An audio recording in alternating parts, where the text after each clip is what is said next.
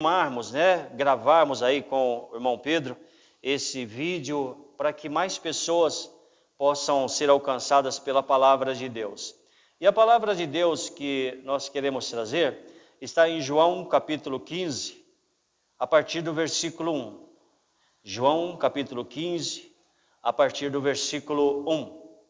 Diz assim: Eu sou a videira verdadeira e meu pai é o agricultor. Eu sou a videira verdadeira e meu pai é o agricultor.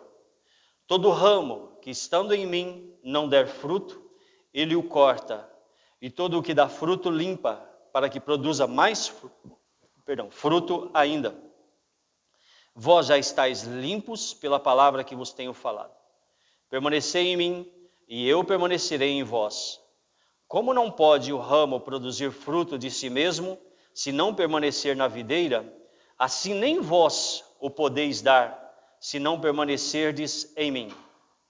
Eu sou a videira, vós os ramos. Quem permanece em mim e eu nele, esse dá muito fruto, porque sem mim nada podeis fazer. Até aí, vamos orar um pouco mais, feche seus olhos, abaixe sua cabeça, pense em Jesus.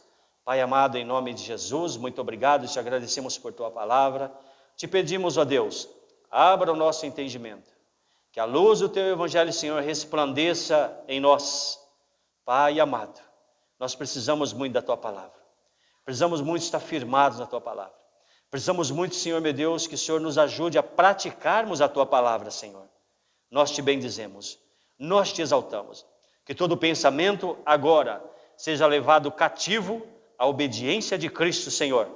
E tudo aquilo que é fortaleza, tudo aquilo que são sofismas, altivez, pensamento altivo que se levanta contra o conhecimento de Deus, seja repreendido agora em nome de Jesus.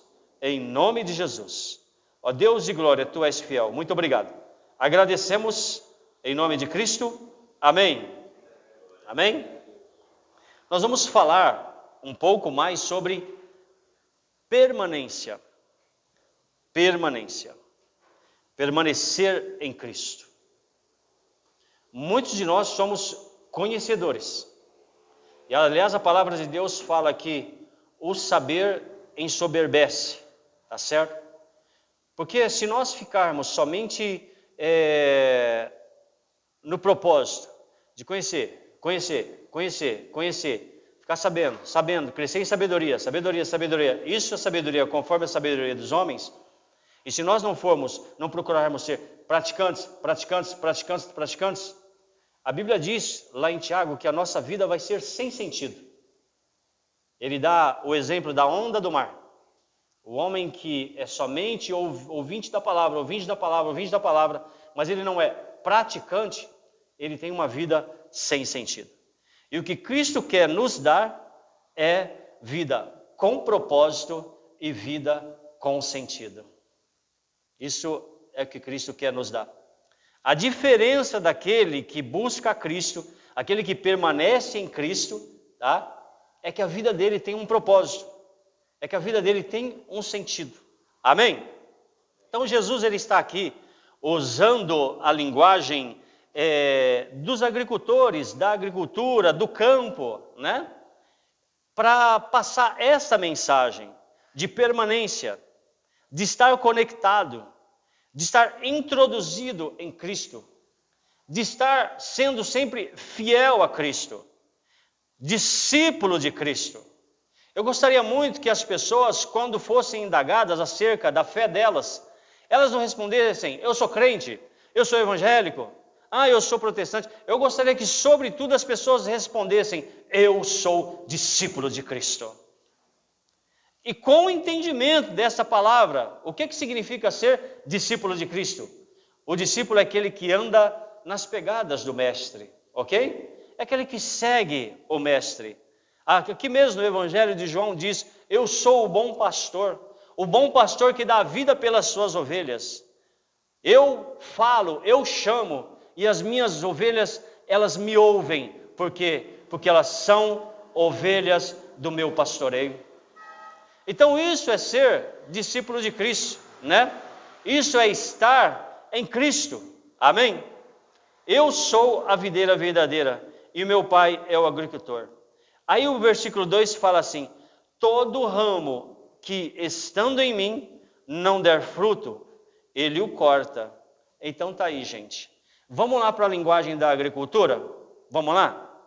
Você de repente tem uma terra, um pedaço de terra lá.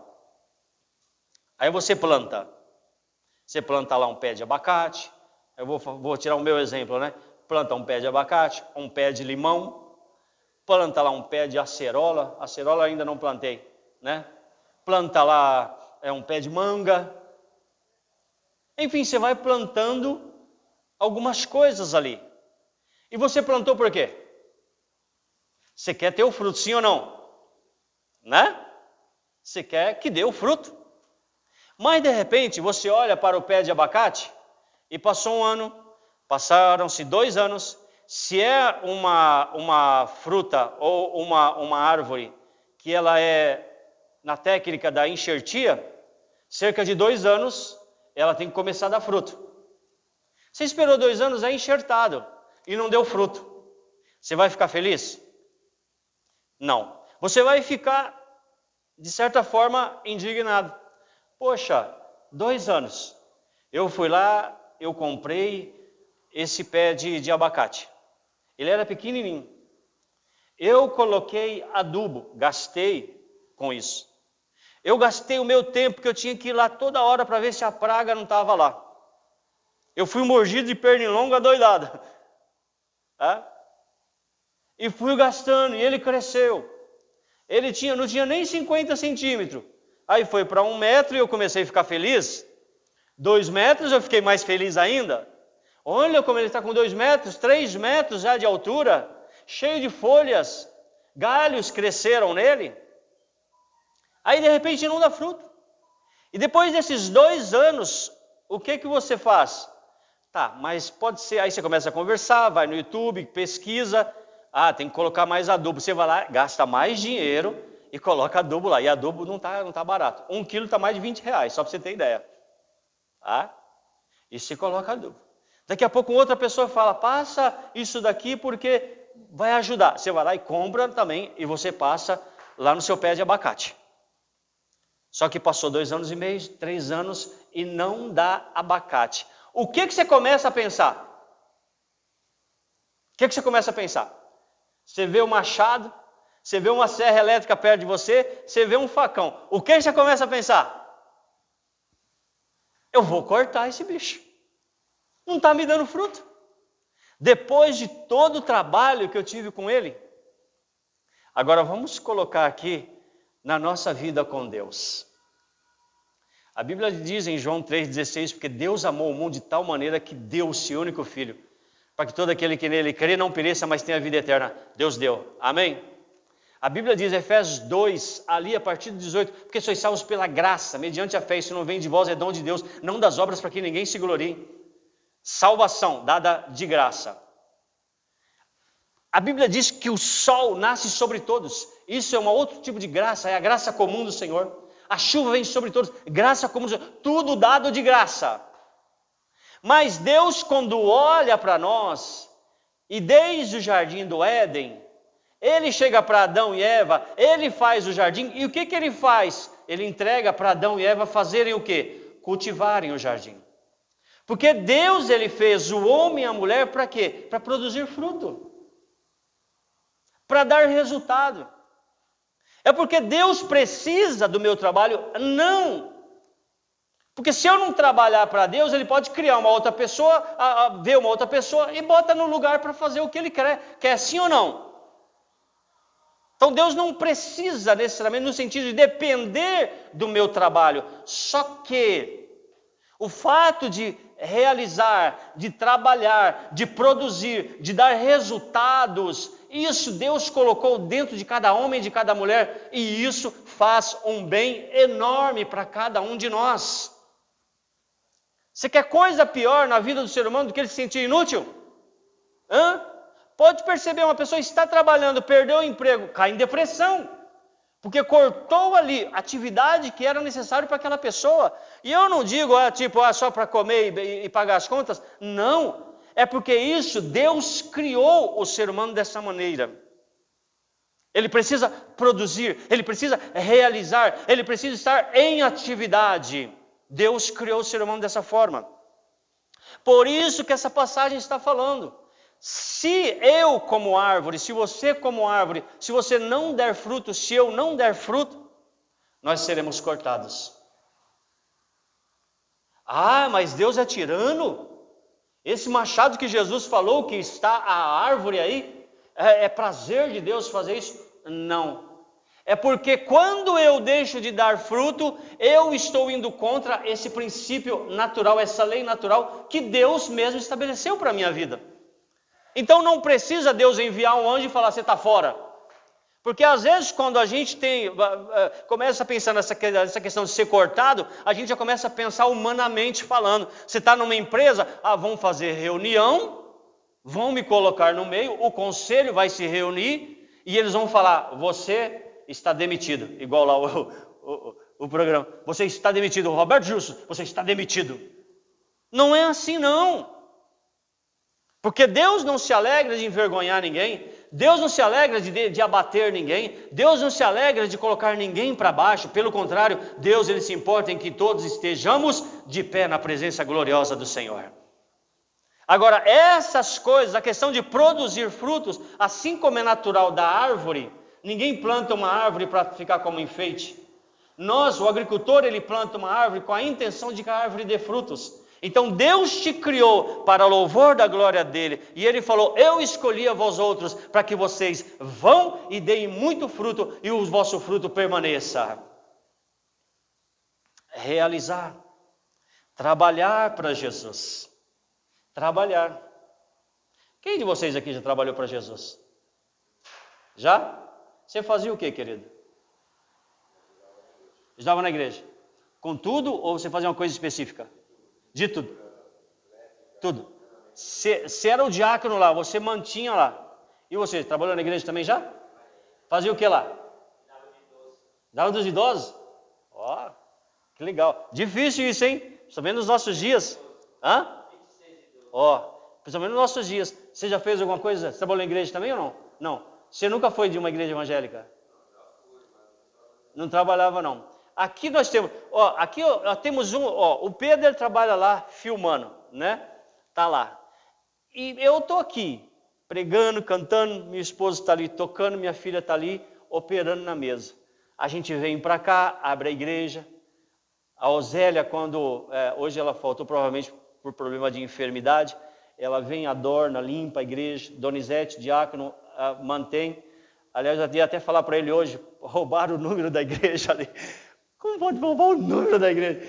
Aí eu até brinquei, né? Eu falei, eles devem ter levado o número, porque é para guardar o número e ele vai vir visitar a gente aqui, né? Por isso que ele levou o número, né? Deve ser, né? Eu não sei que número que é, eu vou ficar comigo esse número. Não tenho caneta para anotar, né? Deve ser, não sei. Né? Então eu ia até falar com ele, irmão, tem que comprar um número aí para botar aí de novo, né? Mas o que quer dizer com isso?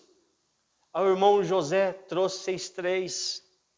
E aliás, esses evangelistas, eu já fui evangelista, era difícil conciliar, porque eu tinha trabalho na igreja, o irmão José em breve vai tocar o baixo. Ele estava para convencer a Paula, a esposa dele, para comprar um baixo, né, irmão? Vamos ver, né? Estamos orando, não é mesmo? Né? Para servir a Cristo. E às vezes, quando fazia esse trabalho de evangelismo, era difícil conciliar, que tinha que chegar para ensaiar, mas acabava dando. A gente dá um jeito ou não dá, gente? Para servir a Deus, a gente dá um jeito. É ou não é verdade? Então o que acontece? Cada um, Deus chamou para servir na igreja, para servir na obra dele.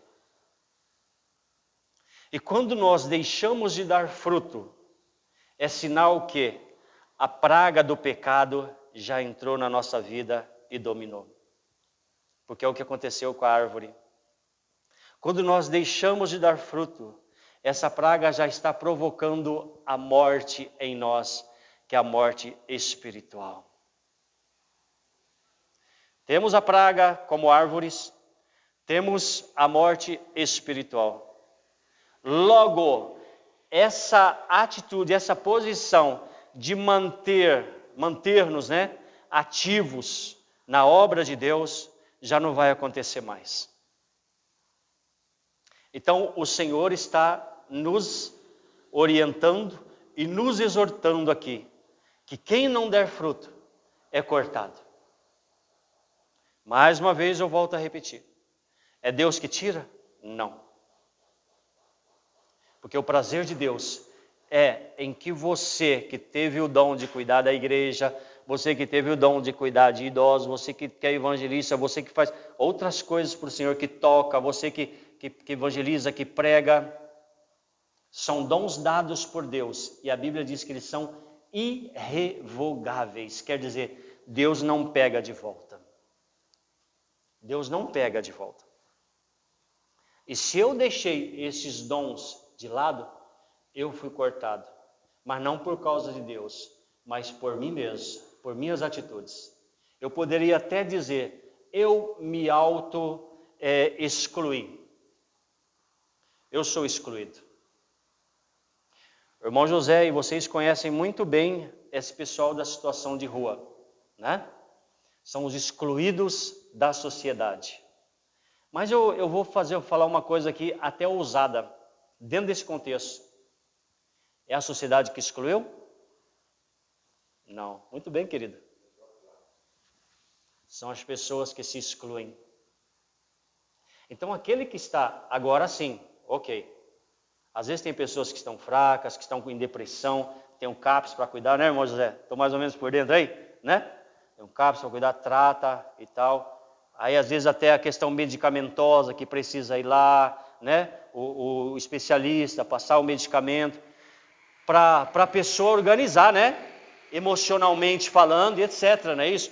Aí a pessoa, ela começa a ter um pouco de sobriedade, vamos dizer assim, né? Ela fica um pouco de sobriedade, ela começa a distinguir um pouco melhor as coisas, tá certo? Ok? De repente é por aí, não sei, não sou especialista nisso, tá certo? Mas, contudo, as pessoas próprias, elas se auto-excluem. Elas começam a se apartar. Isso tudo está relacionado ao pecado. Uma pessoa mal cheirosa, por exemplo, que não gosta de tomar banho, ela tem prazer naquilo ou não? Ela tem prazer. Porque ela quer ser diferente. O pecado que dá nela, aquela situação que ela está vivendo, faz com que ela, sendo daquela maneira, está trazendo benefício para a alma dela. Tá? Então ela não quer ser como a sociedade é, que tem limites, regras, normas, e que foi Deus que criou isso.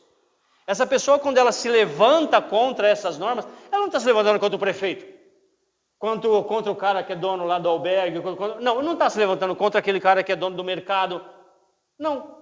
Porque no mercado fala, não coma mercadoria dentro do mercado. Se ela comer, ela não está se levantando contra o cara lá do mercado. Ela está se levantando contra Deus. Até mesmo se a autoridade, se a polícia, um policial, para uma pessoa e a pessoa começa a querer agredir, a querer maltratar o policial, ela não está sendo contra o policial. Ela está sendo contra quem? Deus. Pastor, prova isso aí. Vamos lá, só para não ficar nas minhas palavras. Lá no livro de Romanos, tá? Quando fala ali acerca da autoridade, tá certo? A autoridade, que diz assim, que nenhuma autoridade, ela é constituída a não ser por Deus. Está falando para nós sermos o quê? Submissos às autoridades, que foram constituídas por Deus. Amém? Então, toda atitude de todo ser humano, ela tem origem no quê? Adão e Eva, Éden. Está tudo lá. Por isso também que eu posso dizer, meu querido, eu não sou diferente de você.